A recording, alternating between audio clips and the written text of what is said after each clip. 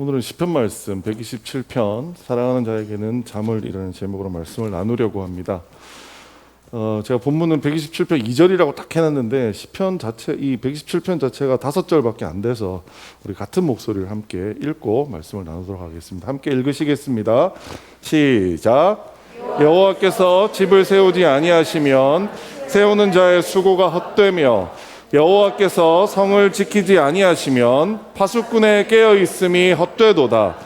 너희가 일찍이 일어나고 늦게 누우며 수고의 떡을 먹음이 헛되도다.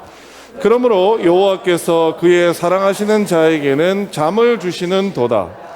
보라, 자식들은 여호와의 기업이요 대열매는 그의 상급이로다. 젊은 자의 자식은 장사의 수중의 화살 같으니 이것이 그의 화살통에 가득한 자는 복되도다. 그들이 성문에서 그들의 원수와 담판할 때에 수치를 당하지 아니하리로다. 아멘. 오늘 말씀은 시편 127편 말씀이고 시편 127편은 아마 여러분 많이 들어보셨죠? 한 번 이상은 다 들어보셨고 설교만 해도 수없이 들으셨을 아주 익숙한 본문이실 겁니다. 오늘 이 본문 속에서 실제 우리에게 해주시는 말씀이 뭔지 함께 찾아보고자 합니다. 요즘에 제가 회사에 있다 보니까 다양한 사람들을 만나게 되는데요. 저를 만나는 사람들을 크게 세 종류의 사람으로 분류가 가능할 것 같아요. 근데 이 세 종류의 사람이 저를 찾아와서 하는 첫 마디가 아주 공통적이게도 다릅니다. 네. 첫 번째 사람은 어떤 사람이냐면 저를 찾아와서 이렇게 말합니다. 이사님, 큰일 났어요. 도대체 뭘 얼마나 큰일이 났길래 제자리까지 쫓아와서 뭔가 큰일 났다고 얘기하는 걸까? 가만히 들어보면 본인이 뭔가 회사에서 요구한 일들을 하기 위해서 본인이 세워둔 계획이 있습니다. 근데 그 계획이 본인이 생각한 계획과 실제 다른 사람이 일을 하는 방식이 다른 거예요. 가만히 얘기를 들어보면 사실 그 사람한테만 큰일이지 다른 사람한테는 별로 큰일이 아니었습니다. 결과적으로 이 사람 같은 경우에는 자기 계획을 가지고 있고 그 자기 계획대로 주변 사람들이 회사에 있는 다른 사람들이 자기 계획대로 움직여주지 않는 것에 대해서 회사를 원망하고 주변의 동료의 탓을 하는 이런 사람이 한 분 있습니다. 자, 두 번째 사람은요, 독특한 게 뭐냐면 절대로 저에게 먼저 와서 얘기를 하지 않습니다. 근데 제가 가만히 지나가다가 그들이 하는 이야기를 듣다 보면 무슨 문제가 크게 생긴 것 같아요. 이야기를 들어보니까. 근데 그래서 제가 그 친구 거기 담당하는 있는 친구한테 물어봅니다. 아니, 무슨 문제가 있어요? 라고 물어보면 그 친구는 항상 똑같은 대답을 합니다. 뭐라고 얘기하느냐 하면 이사님, 별일 아니에요. 신경 안 쓰셔도 돼요. 그래서 가만히 서서 아니 별일이 아닌 게 아닌 것 같은데 지금 하는 이야기 앞뒤 전후 관계를 따져보면 이런 문제가 있는 것 같고 저런 문제가 있는 것 같은데 아니에요? 그분이 맞대요. 아니 그럼 큰 문제 아니에요? 근데 왜 그게 문제 아니라고 해요? 그 정도는 별거 아닌 것 같은데. 그러면서 오히려 도리어 짜증을 내요, 저한테. 의사님 그런 거 가지고 그러세요. 그건 그럴 수도 있는 거죠. 고작 문제가 한 건밖에 발생을 안 했는데 한 건 발생한 거 가지고 왜 그러세요? 저는 그렇게 얘기하죠.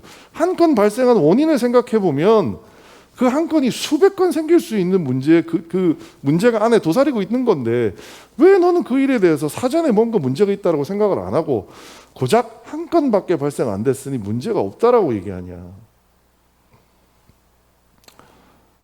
이 친구가 계속 얘기를 하다 보면 결과적으로 이 사람 속의 마음은 이런 게 있는 것 같아요. 자기는 자기 나름의 계획이 있어요. 똑똑한 친구고요. 잘하는 친구예요. 앞사람과 태도는 다르지만 똑같이 내 계획과 다른 상사의 생각들을 무시하는 사람입니다. 이 두 사람을 보고 있으면 제가 어떤 그림이 생각나냐면요. 여러분 혹시 VR이라고 들어보셨어요? VR? 연세 드신 분들은 아마 처음 들어보셨을 거고 젊은 분들은 얘기 들어보셨을 텐데 이렇게 안경처럼 센 저기 앞에 저 여자분 앉아서 쭈그리고 있죠. 저 왜 저거 쭈그리고 있느냐 하면 앞에 안경 같은 거 이렇게 낍니다. 그러면 밖에 세상이 하나도 안 보여요. 그럼 이 안에 새로운 세상이 펼쳐지는데 저희 아들하고 제가 저걸 한번 하러 간 적이 있어요. 뭐냐면 저걸 탁 꼈는데 엘리베이터를 타요. 엘리베이터를 타고 쫙 올라가는데 100 몇십 층 꼭대기에 제가 올라갑니다. 그리고 100 몇십 층 꼭대기에 조그마한 길이 하나 밖으로 나와 있어요. 그 길을 앞으로 가라고 해요. 실제 이거를 끼고 있으면 정말 제가 100 몇십 층에 그 꼭대기에 있는 기분이 들어요. 여러분 100 몇십 층에 올라가 있으면 어떤 기분이 드실 것 같으세요? 무시무시합니다. 심지어 저 고소공포증까지 있어가지고 너무너무 무서운 거예요. 저 여자분이 왜 저 바닥을 기는 줄 아세요? 저 여자분이 한 게 저하고 똑같은 체험한 거예요. 100 몇십 층에 올라가서 뛰어내리려고 하니까 너무 무서워가지고 못 올라가서 이렇게 바닥을 쭈그리고 있는 거예요. 근데 한번 생각해 보시죠. 실제 세상이 저런가요? 실제 저 바닥이 100 몇십 층인가요? 아니에요.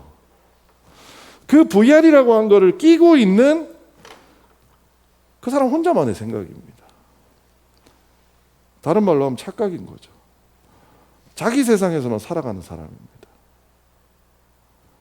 저는 이 두 사람에게 공통적으로 느끼는 게 이 친구들은 지들만의 세상에서 그냥 저러고 살아가는구나. 남들이 뭐라고 하든지 말든지 어떻게 해야지 저 고구를 벗겨줄 수 있을까라는 생각을 종종 하게 됩니다. 마지막 한 종류의 사람이 있습니다. 이 사람은 항상은 아니죠. 아주 가끔 제자리에 찾아옵니다. 근데 이 사람이 제자리에 찾아오면 항상 하는 얘기가 똑같아요. 뭐라고 얘기하느냐? 이사님, 잠시 시간 되세요? 라고 찾아옵니다. 매번 제가 얘기해요. 내가 너한테는 항상 시간이 열려 있으니까 아무 때나 와. 그래도 올 때마다 항상 그래요. 이사님, 잠깐 시간 되세요? 라고 물어봅니다. 이 친구가 이렇게 찾아오는 거 왜 찾아올까요? 저와 이 친구와 같이 회의를 했고 우리가 함께 이렇게 하자라고 결론 낸 어떤 계획이 있습니다. 근데 그 계획을 가지고 함께 그 친구가 자기 자리에서 열심히 일을 하다 보니 계획대로 안 되는 일이 생긴 거예요. 그럼 저를 찾아옵니다. 기자님, 우리 원래 얘기할 때는 이렇게 하기로 했는데요. 해보니까 그게 잘 안 되는데요. 이거 어떻게 해야 될까요? 그럼 우리 둘은 같이 상의를 하고 이런 경우에는 이렇게 돌려서 저렇게 해보자 라고 결론을 내는 친구예요. 주어진 계획대로 실행하고 그 실행하다가 무슨 문제가 생기면 저에게 와서 도움을 요청하는 친구예요. 제가 너무너무 사랑하는 친구입니다. 이런 사람하고 막 일했으면 좋겠어요. 이 사람을 보고 있으면 이런 생각이 듭니다. 우리가 같이 설계도를 그렸고요. 그 설계도를 가지고 자기가 가서 열심히 일을 합니다. 그리고 일만 열심히 할 뿐만 아니라 설계대로 이게 잘 지어졌는지를 검사를 하는 거죠. 그리고 문제가 커지면 저에게 찾아와서 그 문제를 어떻게 해결해야 될지 도와달라고 요청을 합니다. 여러분, 우리는 이 셋 중에 어떤 사람일까요? 여러분은 어떤 분들이세요? 자기의 생각에 갇혀서 주변 사람이 보기에는 아무것도 아닌데 나 혼자서 127층 꼭대기에 올라와서 뛰어내리는 듯한 느낌을 가지며 인생을 아슬아슬하게 혹시 살아가고 있지 않으신가요? 남들은 다 중요하고 야 이건 정말 잘 지켜야 돼 라고 하는 건데도 에이 난 그런 건 상관없어 라고 얘기하고 살고 있지는 않으신가요? 오늘 시편 말씀을 통해서 우리에게 하나님께서 우리에게 원하시는 삶이 어떤 삶인지를 말씀 속에서 한번 찾아보려고 합니다. 오늘 본문의 시작은 이렇게 시작합니다. 만일 여호와께서 집을 세우지 아니하시면 세우는 자의 수고가 헛되며 라고 시작합니다. 여러분, 시편은 문학의 장르 중에 뭘까요? 시일까요? 소설일까요? 논문일까요? 뭐일까요? 시편이잖아요. 시편. 네. 시편은 시입니다. 여러분, 시 좀 읽으세요. 시. 혹시 집에 시집 한 권 있으신 분 있으세요? 제가 1년에 시집을 보통 한 4권 정도는 사서 시를 읽는 편인데 친구가 저희 집에 와서 신기하더라고요. 야, 세상에 시집이 집에 있는 사람도 있어? 제가 그 친구한테 얘기했어요. 야, 너도 성경책 있잖아. 성경책 안에 시가 있어. 그게 시편, 잠언 이런 게 다 시야.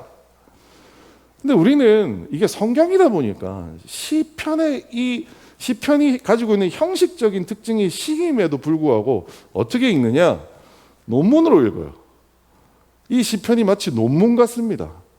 그래서 여기 있는 것들을 내 마음대로 문자 그대로 이해하기 시작합니다. 여호와께서 집을 세우지 아니하시면 세우는 자의 수고가 헛되며. 그래서 여기서 주장하는 제일 중요한 게 뭘까요? 밑줄 쫙 그으면 여호와께서 집을 세우지 아니하시는 것. 이래서 여호와께서 집을 세워야 된다라고 얘기를 하는 거죠. 자, 이 본문대로 한번 얘기해 보죠. 여기서 우리가 사실 제가 생각하는 가장 중요한 단어는 뭐냐면 헛되다라는 단어예요. 히브리어로 샤브아라고 하는 단어인데, 이 헛되다라는 단어를 우리가 알고 있는 그 헛되다라는 단어로 생각하면 안 됩니다. 시는 어떤 단어를 사용함에 있어서 시인 자기만의 용법으로 단어를 쓸 때가 많아요. 그래서 이 단어가 어떤 단어인지 우리가 가만히 한번 살펴봐야 되는데요. 자, 여호와께서 집을 세우지 아니하셨는데 그런 바람에 세우는 자의 수고가 헛됐던 성경의 대표적인 사건, 여러분 뭐 기억나는 거 있으세요? 누가 말씀하신 것 같은데요? 여호와께서 세우지 않으셨는데 사람들은 엄청 수고해서 뭔가를 만들었어요. 근데 알고 보니 아무런 소용이 없었어요. 대표적인 사건, 네, 바벨탑 사건입니다. 우리 바벨탑 사건 성경에 있는 말씀들 한번 읽어볼까요? 시작. 또 말하되 자 상읍 탑을 건설하라. 그 탑 꼭대기를 하늘에 닿게 하여 우리 이름을 내고 온 지면에 흩어짐을 면하자 하였더니, 바벨탑을 왜 만들었어요? 이름을 내고 지면에 흩어짐을 면하기 위해서 바벨탑을 만들었어요. 자, 그러면 저 바벨탑 짓는데 얼마나 수고했겠어요. 바벨탑을 짓고 나면 결론적으로 어떻게 돼야 돼요? 이름이 나고 지면에 흩어지면 안 돼요. 근데 실제 바벨탑 사건은 우리 결론 다 알고 있잖아요. 다시 읽어볼까요? 시작. 그러므로 그 이름을 바벨이라 하니 이는 여호와께서 거기서 온 땅의 언어를 혼잡하게 하셨음이니라. 여호와께서 거기서 그들을 온 지면에 어떻게 하셨다고요? 흩어버리셨다라고요. 원래 왜 만들었어요? 안 흩어지려고 만들었는데 하나님이 없이 이 집을 짓다 보니 어떻게 됐어요? 흩어졌다라는 거예요. 바벨탑의 사건을 조금 정교하게 정리를 해보면 이렇습니다. 바벨탑을 지을 때는 첫 번째 뭐가 있었어요? 계획과 목적이 있었습니다. 그 계획이 뭐였어요? 흩어짐을 면하는 거였어요. 이름을 내는 거였어요. 이 계획과 목적을 가지고 그들은 열심히 행동을 했습니다. 모두가 힘들게 탑을 건설했어요. 그런데 결과가 어떻게 됐죠? 온 지면에 흩어짐을 당하게 된 겁니다. 127편 1절에서 나오는 헛되다라는 말의 뜻이 바로 이겁니다. 실컷 일을 했지만 원래 목적과 동떨어진 결과를 얻은 것, 이거를 두고 헛되다라고 얘기하는 겁니다. 계획이 있었는데 그 계획대로 뭔가를 안 해서 망한 게 아니고요. 뭔가를 했어요. 근데 한 게 내가 기대한 결과가 아니라 엉뚱한 결과를 가져온 거예요. 우리말로 찾아보니까 이런 말이 있더라고요. 안고 없는 찐빵. 이게 뭘까요? 찐빵은 찐빵인데 안고가 없어요. 이거 찐빵 맞아요? 아니에요. 이게 뭐냐? 헛된 거라는 거예요. 여호와께서 하지 않으시면 헛되다라는 거는, 우리는 열심히 맛있게 만들어서 팔 거라고 찐빵을 만드는데 안에 뭐가 빠져요? 안고가 없는 거예요. 사람들이 살까요? 안 사요.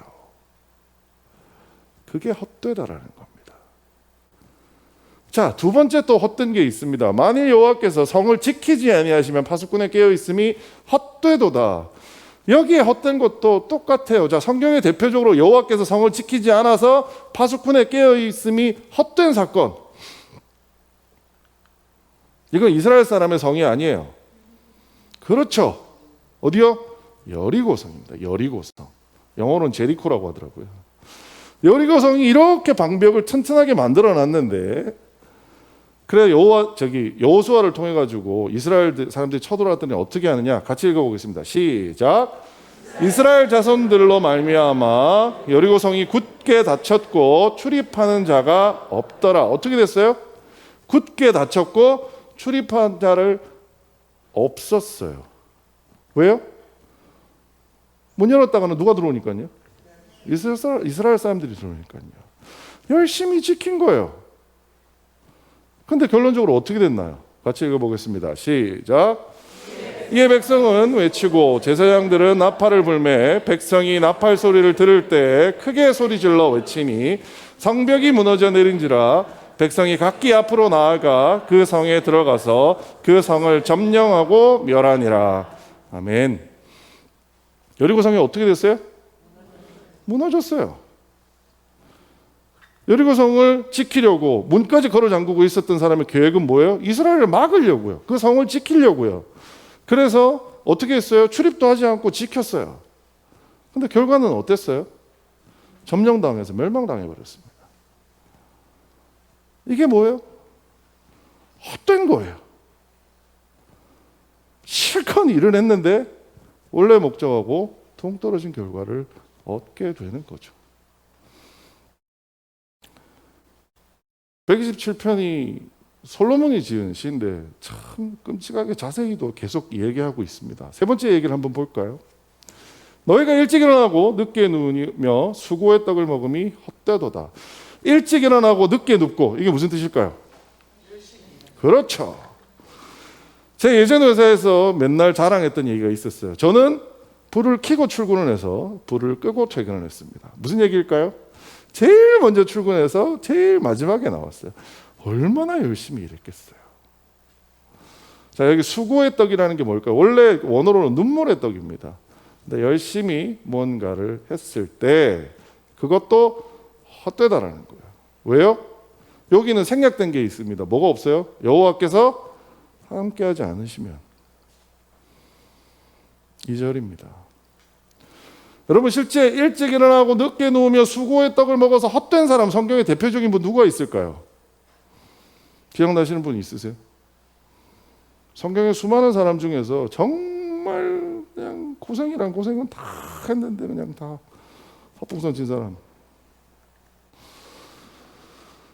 누군 것 같으세요?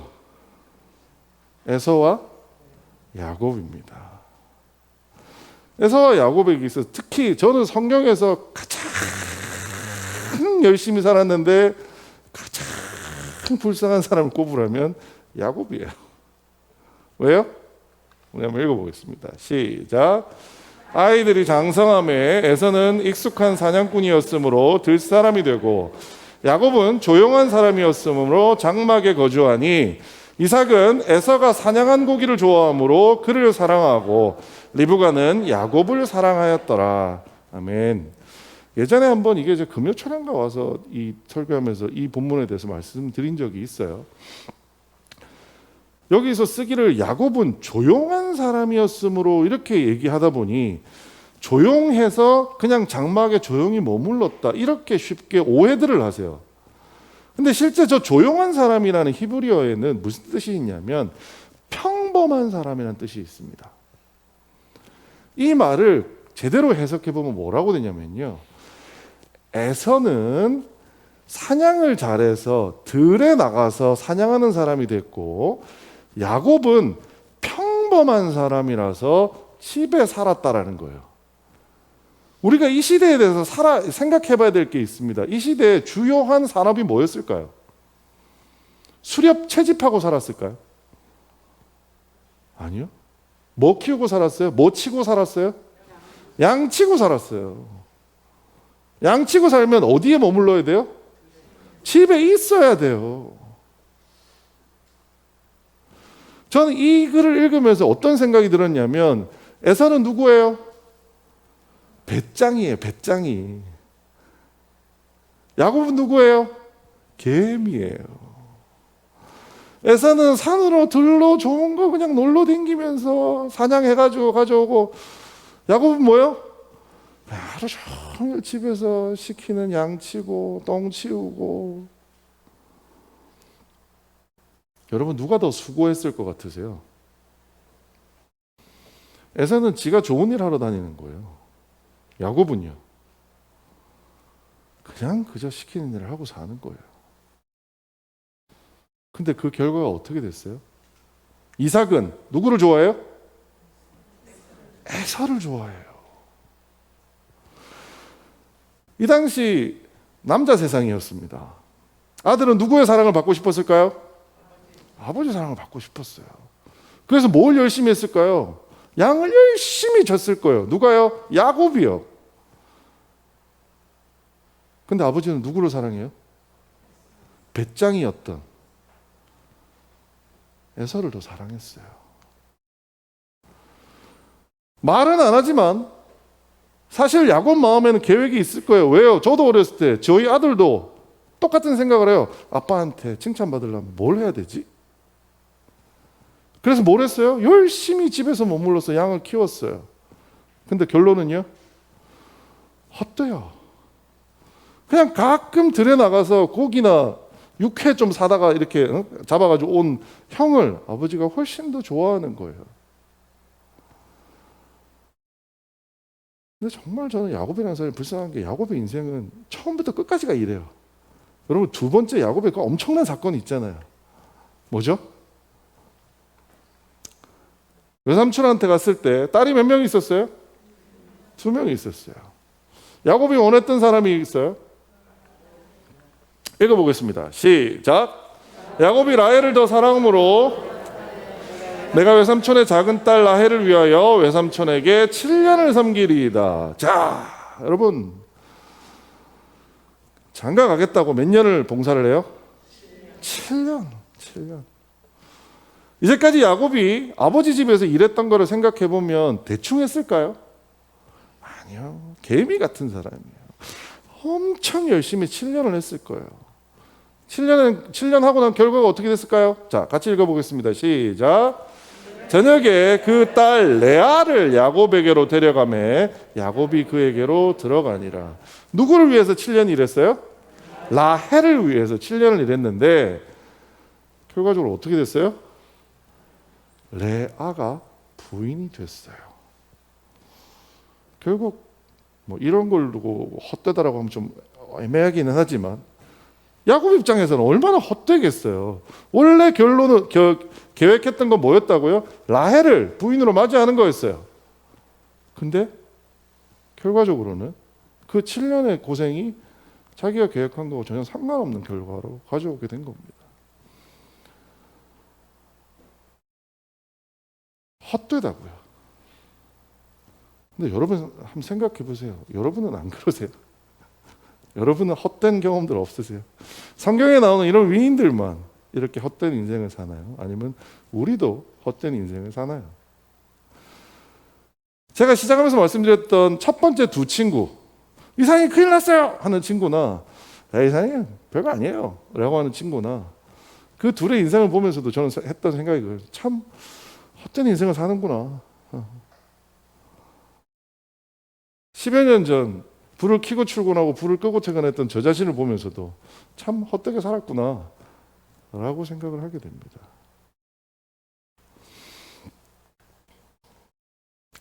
바벨탑, 여리고성, 야곱의 공통점이 뭘까요? 첫 번째, 하나님과 상관없는 계획을 가지고 있다는 겁니다. 두 번째, 그 계획을 가지고 처절하게 애를 쓰는 사람들이었다는 거죠. 세 번째는요, 헛되게도 계획과 다른 결과를 받아든 사람들이라는 거예요. 시편 127편에서 얘기하는 헛되다라는 거는 그냥 헛된 거야, 허무한 거, 허탈한 거야 이런 정도의 느낌이 아니고요. 정확하게 이러한 현상을 꼬집고 있는 단어입니다.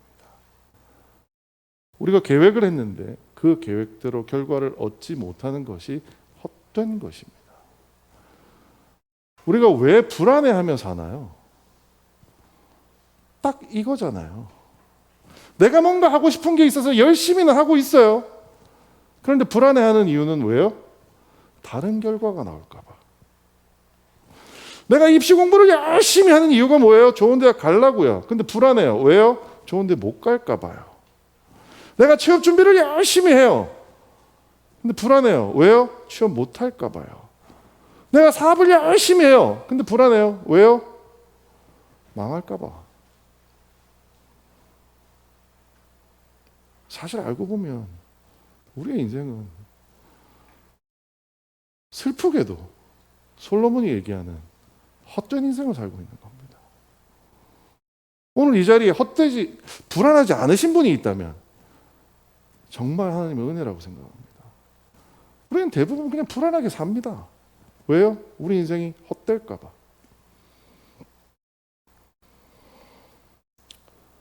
자, 이제 솔로몬은 그 헛된 인생의 변화를 드라마틱하게 시로 쓰고 있습니다. 같이 한번 읽어보겠습니다. 시작. 그러므로 여호와께서 그의 사랑하시는 자에게는 잠을 주시는도다. 아멘.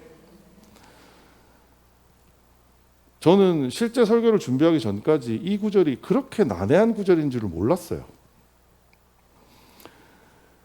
학자들이 얘기하는 이 구절의 해석이 무려 12개입니다. 이걸 어떻게 해석해야 되느냐를 가지고 얘기하는 게 12개나 있어요.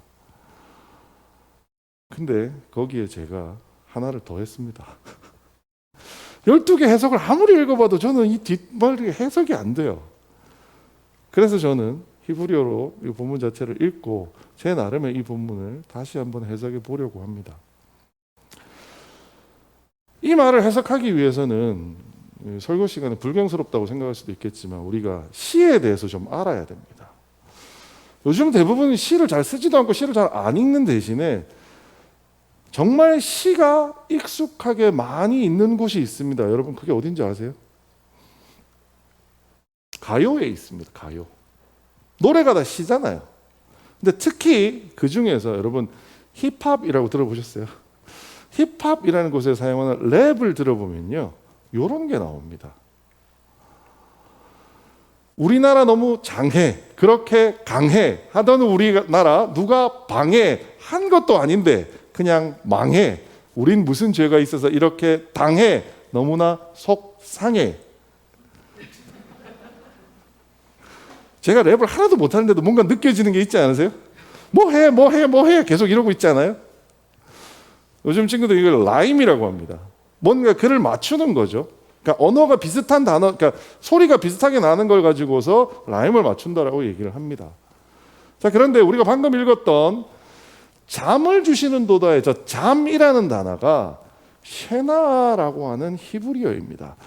솔직히 이걸 한국어로 읽어서는 절대로 이렇게 생각할 수가 없습니다. 근데 히브리어 원문이 쉐나예요. 자, 그런데 여기 보시면 장애, 강해, 방해, 망해, 당해, 속상해 라고 하는 것처럼 라임이 있죠. 자, 헛되다라고 하는 단어의 히브리어와 잠이라는 단어의 히브리어를 제가 보여드릴 거예요. 읽으실 필요 전혀 없고요. 그림만 보세요. 이거 그냥 그림이다 라고 생각하고 보시면 돼요. 어떻게 생겼냐면 이렇게 생겼습니다. 왼쪽이 샤브아, 헛되다라는 단어고요. 오른쪽이 쉐나, 잠이라는 뜻입니다. 밑에 있는 텍스트를 가리고 보시면 어떠세요? 비슷해요? 달라요? 비슷하게 생겼죠? 네? 비슷하게 생겼죠? 저는 여기서 시편 127편의 힌트를 찾았습니다. 이걸 어떻게 해석해야 될까? 저 쉐나, 잠이라는 단어는 실제 잠을 의미하기 위해서 쓴 단어가 아니에요. 이 단어는 라임을 맞추기 위해 그럴듯한 단어를 갖다 넣은 겁니다.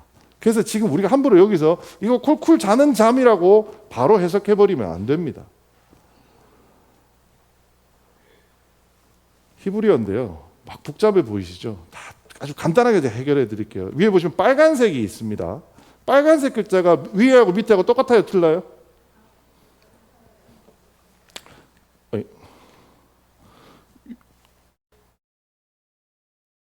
여기 이 부분과 이 부분이 같나요? 다르나요? 이게 1절에 여호와께서 하지 않으시면 요거예요. 요 빨간색이 임야훼로라고 해서 만일 여호와께서 하지 않으시면 샤브아, 헛되다. 만일 여호와께서 하지 않으시면 헛되다. 이게 1절의 얘기예요. 히브리어 공부하실 필요 전혀 없어요. 근데 생긴 모양 보세요. 그린 글자, 그림이에요. 똑같이 생겼죠. 시를 쓸 때 라임을 맞춥니다. 똑같이 히브리인들도 히브리어로 똑같이 사람들한테 시니까 그런 걸 보여주기 위해 쓴 거예요. 자, 그런데 2절은 시작을 뭘로 시작하느냐? 샤브아라고 하는 헛되다라는 말로 시작합니다. 근데 끝날 때 뭐로 끝나요? 쉐나아라고 하는 잠이라는 단어로 끝을 내는 거예요. 근데 이 두 가지 사이에 연결되는 변화가 켄, 나탄, 리, 돔인가? 뭐 그렇게 읽는데 이게 뭐냐면 그러므로 사랑하는 자에게 주신다라는 뜻이에요. 이 부분이. 하나님이 함께 하지 않으시면 헛되고요. 하나님이 하지 않으시면 헛되고요. 근데 그 헛된 것이 하나님이 사랑하는 자에게 주시는 걸로 바뀌는 거예요. 시를 산문처럼 해석하면 절대로 이 뜻을 알 수가 없습니다.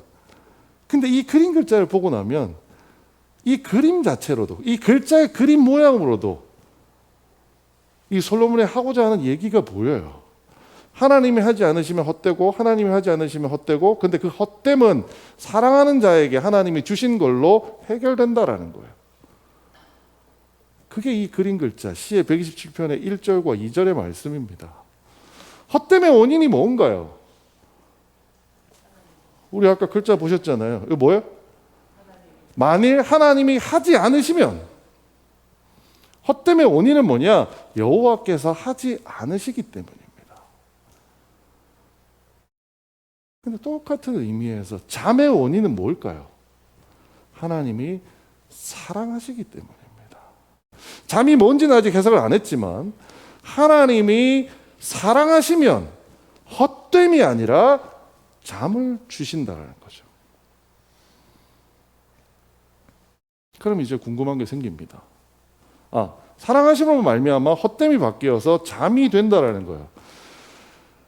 이것도 이제 골치 아파지기 시작합니다. 여러분 잠 잘 자세요? 저는 개인적으로 이 구절이 별로 마음에 안 들었던 건 뭐였냐면, 저는 잠을 잘 못 자요. 그럼 저는 하나님께 사랑을 못 받는 사람인가요? 불면증 있으신 분 계시죠? 그럼 불면증은 하나님께 사랑을 못 받는 거예요? 아니라고 생각해요. 이거 잠이라는 단어를 솔로몬이 선택한 이유는 시의 음운의 그 소리의 유사성 때문에 선택한 단어지 실제 잠을 의미하는 것은 아니다라는 겁니다. 자, 그럼 궁금해지죠? 잠은 뭘까요? 도대체 우리는 이 잠을 뭐라고 해석해야 될까요? 자, 그 다음에 솔로몬이 친절하게 설명을 해놨어요. 같이 읽어보겠습니다. 시작. 보라, 자식들은 여호와의 기업이요 태의 열매는 그의 상급이로다. 요즘 우리는 그 소설이나 뭘 보다 보면 그 글 쓰는 게 많이 발달하다 보니까 여러분 따옴표 같은 거 적혀 있는 거 보시죠.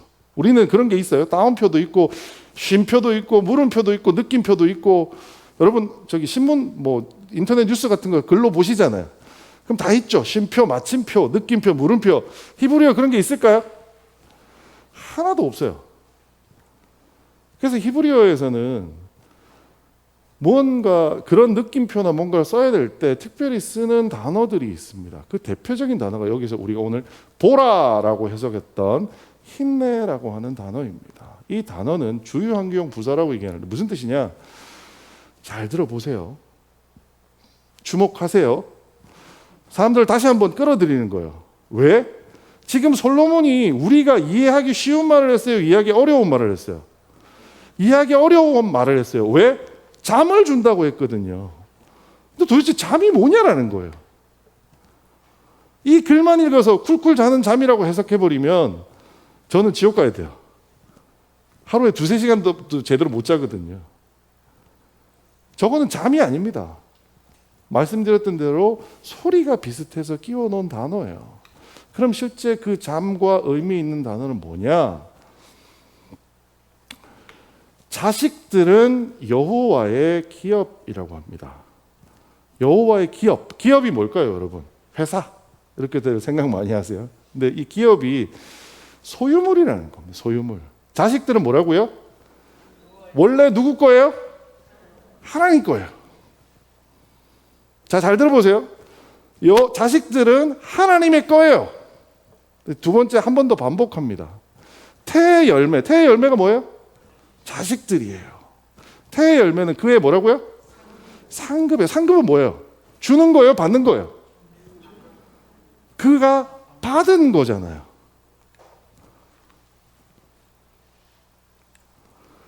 사랑하시는 자에게 잠을 주십니다 라고 얘기하고 솔로몬이 뭐라고 설명하고 있냐면, 자, 잘 들어보세요. 자녀들은 하나님의 것인데 당신에게 주신 상급입니다. 사랑하는 자에게 뭘 주세요? 잠을 주세요. 그런데 하나님이 지금 우리에게 뭘 주셨어요? 자녀를 상급으로 주셨어요. 저 잠이 뭐냐면요, 자녀입니다. 자녀. 솔로몬은 그렇게 해석한 거예요. 솔로몬은 헛되지 않게 하나님이 나에게 주시는 가장 큰 걸 뭘로 해석했느냐? 자녀로 해석한 겁니다. 그 뒤에 이어지는 말이 이렇습니다. 보라, 자식들은 여호와의 기업이요 태의 열매는 그의 상급이로다. 젊은 자의 자식은 장사수 중에 화살 같으니. 참 이것도 해석에 문제가 좀 있었던 부분인데요. 저는 이 부분을 복잡하게 설명을 안 드릴게요. 저는 이렇게 해석했습니다. 태의 열매는 마치 장사수 중의 화살 같은 그의 상급입니다 라는 거죠. 떨어져 해석하는 게 아니고요. 실제 히브리어가 저 두 개가 붙어 있어요. 상급인데 어떤 상급이냐? 용사들에게 화살 같은 거라는 거예요. 무기라는 거예요. 용사들에게 들려주는 무기 같은 게 뭐라고요? 자녀라고 얘기하고 있는 겁니다. 그리고 젊은 자의 자식은 이라고 해석된 부분도 저는 읽으면서 도대체 왜 이거를 이렇게 해석하셨는지 저도 잘 모르겠는데, 젊은 자의 자식은 이라고 된 부분이 사실 뭐하고 생긴 모양이 똑같이 생겼냐면 잠을 주십니다라는 말하고 똑같이 생겼어요. 생긴 모양이. 그래서 어떻게 되느냐, 그러므로 젊었을 때 자녀를 주십니다라는 단어가 생략이 되어 있어요. 어떤 얘기인지 아시겠어요? 하나님은 사랑하는 자에게 잠을 주십니다라고 얘기하고 잘 들어보세요라고 얘기한 다음에 어떻게 설명을 해주느냐, 그러므로 사랑하는 자들이 젊었을 때 뭘 줘요? 자녀를 주신다라는 거예요. 이게 시편 127편의 실제 의미입니다. 저 역시 저기서 잠을 주신다고 하셔서 나는 하나님한테 복을 못 받았나 봐 고민 많이 했어요. 아니에요. 자녀를 주신다고 솔로몬이 해석한 거죠. 자, 그리고 났더니 솔로몬은 이렇게 그 다음을 정리합니다. 이것이 그의 화살통에 가득한 자는 복되도다. 그들이 성문에서 그들의 원수와 담판할 때 수치를 당하지 아니하리로다. 자, 복되도다라는 단어가 시편에서 사용되면요, 이렇게 생각하시면 돼요. 아, 여기가 주제구절이구나. 시편에서 복되다라는 단어가 딱 나오면 그게 이 시의 주제예요, 주제. 자, 대표적인 거 언제 있을까요? 시편 몇 편? 1편. 같이 읽어보겠습니다. 시작. 복 있는 사람은 악인들의 꾀를 따르지 아니하며 죄인들의 길에 서지 아니하며 오만한 자들의 자리에 앉지 아니하고. 어떤 사람요? 복 있는 사람은. 여기에 이 복이라는 히브리어와 저 뒤에 있는 위에 있는 복되도라는 저 복이 같은 단어입니다. 그리고 저 단어는 자주 사용되는 단어가 아닙니다. 시편에서만 사용되는 단어예요. 화살통에 가득한 자는 복되다. 무슨 얘기일까요? 여호와를 섬기는 자들에게 있어서 가장 축복은 이거라는 거예요. 자, 그리고 나서 마지막에 앞서서 했던 이야기를 그대로 한 번 더 반복하는 얘기를 합니다. 그들이 성문에서 그들의 원수와 담판할 때 수치를 당하지 아니하리로다. 수치를 당하지 않는다. 이게 무슨 뜻일까요? 성문에서 담판하면 왜 담판을 해요? 뭔가 싸워 이기거나 지키거나 하기 위해서 담판을 할 거 아니에요. 근데 그렇게 했는데 수치를 당하면 어떻게 돼요? 헛된 게 되는 거예요. 근데 수치를 당하지 않는다는 건 무슨 얘기예요? 헛되지 않게 된다라는 겁니다.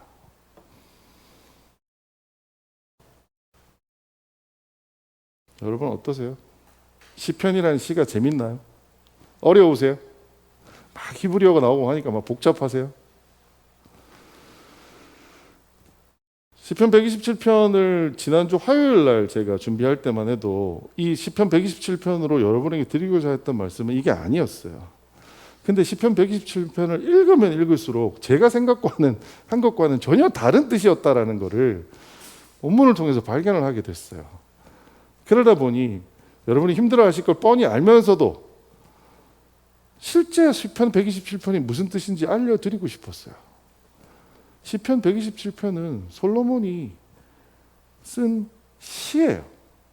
산문이 아닙니다. 여기서 말하는 잠은 우리가 밤에 혹은 낮에 자는 낮잠을 의미하는 그 잠이 아닙니다. 127편 읽으면 여러분 좀 신기하지 않으셨어요? 왜 갑자기 자녀 얘기가 나올까요? 하나님이 뭐 헛되고 어쩌고 뭐 하다가 갑자기 자녀 얘기가 나와서 왜 자녀 얘기를 하시지? 근데 그 잠이 자녀하고 연결되는 거라는 거죠. 지금 우리는 배경이 다르기 때문에 이해를 못하지만 그 당시 사람들은 대부분 그 잠과 화살 이런 것들을 자녀와 연관시켜서 생각을 하는 풍습이 있었답니다.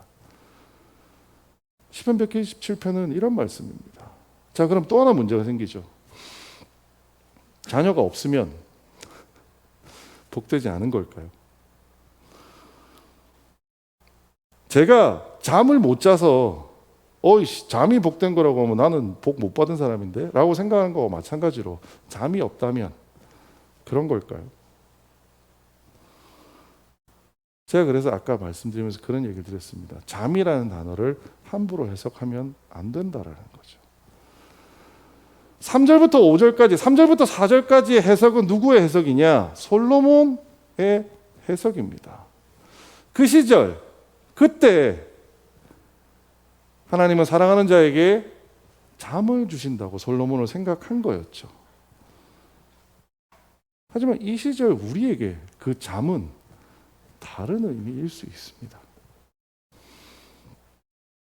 127편을 쭉 한번 제가 정리해서 제가 해석한 버전으로 다시 한번 읽어드릴게요. 하나님이 하지 않으시면 다 헛됩니다. 그가 사랑하는 자들에게는 그 헛됨을 바꿀 수 있는 잠을 주십니다. 자, 잘 들어보세요. 자녀들은 하나님의 소유이며 당신에게 주어진 마치 용사에게 화살 같은 상급입니다. 그래서 우리가 젊었을 때 자녀를 주시는 거죠. 화살통에 화살을 가득 가진 사람은 복됩니다. 왜냐하면 그가 더 이상 헛됨을 겪지 않을 것이기 때문입니다. 시편 127편의 주제를 한마디로 뽑으라고 하면 저는 사랑하는 자들에게 주는 잠이라고 꼽을 겁니다. 저 잠은 솔로몬은 저 잠을 자녀라고 해석했지만 오늘 우리에게는 저 잠은 다른 형태로 나타날 수 있습니다. 여러분은 교회 다니면서 예수 믿으면서 여러분의 헛된 인생을 대체할 수 있는 잠을 받으셨나요? 그 잠이 어떤 형태로 여러분에게 나타나셨나요? 처음 시작할 때 저는 이 말씀 드렸습니다. 이사님 큰일 났어요. 이사님 별거 아니에요. 라고 얘기하는 이 두 사람의 공통적인 특징이 뭐였느냐? 인생이 헛될까 봐 불안한 사람들입니다. 우리하고 똑같이. 근데 그들이 헛될까 봐 불안한 가장 큰 이유가 뭘까요? 바로 하나님과 상관없는 계획대로 살고 있기 때문입니다. 그냥 자기 인생에 자기가 중요하다고 생각하는 계획을 들고 살기 때문입니다. 참 죄송한 말씀이지만 이곳에 앉아있는 여러분들은 어떠세요? 여러분의 마음의 소원과 여러분의 기도 제목과 여러분의 계획이 하나님과 상관이 있나요? 혹시 하나님과 상관없는 계획을 가지고 계신 분 계세요? 하나님, 저도 40평대 아파트 한번 살아봤으면 좋겠는데. 우리에게 그런 소원이 있습니다. 잘못된 거 아니죠. 하지만 그 계획은 대부분 헛될 때가 많습니다. 헛됨의 가장 큰 원인이 뭐냐? 하나님이 없는 내 계획대로 살기 때문입니다. 시편 127편에 솔로몬은 쭉 얘기하면서 잠을 자녀로 해석해버리고 말았지만 저는 시편 127편을 두고 얘기 드리고 싶은 거는 솔로몬이 우리에게 얘기하고 싶었던 그 근본에 들어있는 이야기는 하나님 없는 내 계획으로 살면 뭐밖에 없다고요? 헛될 수밖에 없다라는 겁니다. 헛될 수밖에 없는 그 인생에 우리는 느낄 수 있는 감정이 뭐죠? 불안밖에 없습니다. 우리가 살아가며 불안한 이유는 하나님 없는 내 계획을 가지고 하나님한테 들어달라고 하고 살기 때문에 불안하다라는 거예요. 근데 우리가 불안해하지 않아도 될 이유가 있습니다. 왜요? 하나님은 사랑하시는 자에게 잠을 주신다고 했거든요. 저 잠이 뭔지는 저도 잘 모르겠습니다. 옆에 계신 분과 또 옆에 계신 분과 이 잠이 서로 다르실 수도 있습니다. 하지만 중요한 거는 잠을 누구한테 줘요? 사랑하는 자에게 준다는 거예요. 이 자리에 앉아있는 초대교회 성도 여러분들은 사랑을 받으시는 분인가요? 아닌가요? 자신이 없으세요? 나는 하나님의 사랑을 받고 있는 사람인지 자신이 없으세요? 저는 분명히 하나님이 여러분을 사랑하신다라고 생각합니다. 누군가를 사랑하게 되면 무엇이 생길까요? 목적과 계획이 생깁니다. 하나님이 사랑하시는 자에게 잠을 준다고 얘기할 때 사랑한다는 말을 쓰셨다는 그 자체가 하나님은 우리에게 뭘 가지고 계신다고요? 목적과 계획을 가지고 계신다라는 거예요. 우리가 들고 다니는 그 성경 안에 나를 향한 목적과 계획을 넣어두셨습니다. 문제는 야곱처럼 목적과 계획이 있음에도 불구하고 내 계획 가지고 살려고 하면 헛됨을 경험할 수밖에 없습니다. 저는 이 본문을 통해서 여러분한테 꼭 드리고 싶은 말씀은 하나님의 목적과 계획이 무엇인지 항상 고민하고 살아야 된다는 겁니다. 이사님 큰일 났어요. 이사님 별거 아니에요. 그것이 여러분의 기도 제목이 아니었으면 좋겠습니다. 수많은 분들이 교회 와서 기도하실 때 큰일 났어요 하나님. 이거 해주셔야 돼요. 그것이 하나님의 계획이 아니라면 어쩌면 여러분의 기도가 헛될 수도 있습니다. 우리가 첫 번째 기억해야 될 것은 내가 하나님 계획 안에 들어서 그 하나님 계획대로 애쓰고 사느냐라는 거예요. 두 번째, 하나님 계획대로 애쓰고 살아도 다 잘 될 것 같으세요? 어떠세요? 살아보시니까. 하나님 계획대로 애쓰고 살아도 잘 안 돼요. 그럴 때 우리에게는 뭐가 있을까요? 저에게 찾아와서 이사님 시간 좀 되세요? 라고 얘기했던 그 친구처럼 하나님 잠시 시간 좀 되세요? 제가 좀 드릴 말씀이 있는데 우리의 기도가 그렇게 바뀌었으면 좋겠습니다. 하나님 저한테 이렇게 약속하시고 이렇게 목적하시고 이렇게 계획하셨잖아요. 근데 해보니까 잘 안 되는데요. 하나님 어떻게 해야 될까요? 그게 우리의 기도가 되기를 원합니다. 그렇게 될 때 하나님이 사랑하시는 자에게 하나님이 가지고 계시는 계획과 선물이 있다는 사실을 우리가 다시 한번 깨닫게 될 수 있기를 주님의 이름으로 부탁드리겠습니다. 기도하겠습니다. 사랑이 많으신 아버지 하나님 은혜를 감사합니다. 하나님 우리의 삶이 얼마나 헛됐던지요. 내가 계획하고 내가 열심히 했는데 그 계획과 다른 결과물이 된 적이 얼마나 많았었는지요. 또 내가 계획한 것이 헛될까 봐 불안에 떨며 살았던 적이 얼마나 많았던지요. 하나님 시편 127편의 말씀을 통해서 우리에게 해주셨던 말씀은 하나님이 나를 사랑하신다는 거였습니다. 나를 사랑하시는 하나님이 나를 향해 가지고 있는 계획과 목적을 바르게 깨달아 알 수 있도록 우리를 지혜롭게 하여 주시옵소서. 하나님 그 계획과 목적대로 살아갈 때 행여라도 어려운 일이 있을 때 하나님 잠시 시간이 있으세요? 라며 그 계획을 놓고 하나님과 함께 상의하며 기도하며 그 모든 문제들을 풀어갈 수 있는 그러한 초대교회 성도들이 될 수 있도록 주님 인도해 주시고 함께하여 주시옵소서. 다음 주 한 주 살아가는 동안에도 그러한 하나님과 동행하기 원합니다. 다음 주 한 주 살아가는 우리의 인생이 나의 계획이 아닌 하나님의 계획과 목적에 맞추어 하나님께서 사랑하시는 자에게 약속하셨던 그 잠과 같은 것을 우리도 받으며 경험하며 살기 원합니다. 그렇게 할 수 있도록 주님 인도하여 주시옵소서. 모든 말씀 예수님 이름으로 기도드렸습니다.